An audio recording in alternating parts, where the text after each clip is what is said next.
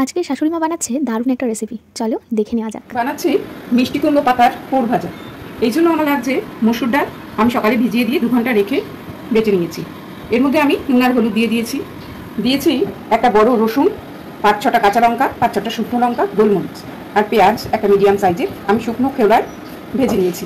আর নিয়েছি মিষ্টি কুমড়ো পাতা। মিষ্টি কুমড়ো পাতাগুলোকে আমি ভালো করে গরম জলে ধুয়ে নুন মাখিয়ে নরম করে নিয়েছি। আর ভাজার জন্য অবশ্যই সর্ষের তেল। এবার এটাকে আমি মিক্সিতে ব্লেন্ড করে নেব। মানে ছিটে ফোটা জল না দিয়ে পেস্ট করতে হবে। আর এটা একদম মিহি পেস্ট হলে ভালো লাগবে। মিক্সড করবো।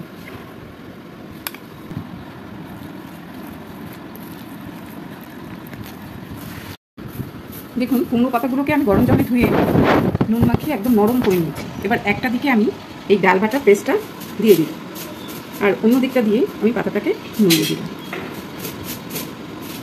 আর একটা আমি করে দেখাচ্ছি। এভাবেই আমি সব কটা পাতাকে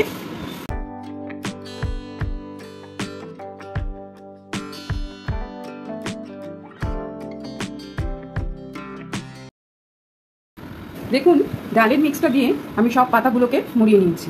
এবার ভেজে নেওয়ার পালা। ভাজবো অবশ্যই সর্ষের তেল দিয়ে। মিষ্টি কুমড়ো পাতার পোড় ভাজা আগেই আমি তৈরি করে রেখেছিলাম। এবার আমি কড়াতে তেল বসিয়ে তেলটা গরম করে গ্যাসটা লো ফ্লেমে দিয়ে একটা একটা করে পাতা ছেড়ে দেবো। আরও একটা দিয়ে দেবো। দেখুন এগুলো ভাজা হয়ে গেছে। এবার আমি তুলে নেব। একদম মচমচে। এবারে বাকি পোড়ো ভাজাগুলো আমি দিয়ে দেবো। গ্যাসটা আবারও কমিয়ে দিয়েছি। গ্যাস সেম করে দিয়েছি একদম গ্যাসের ফ্লেম।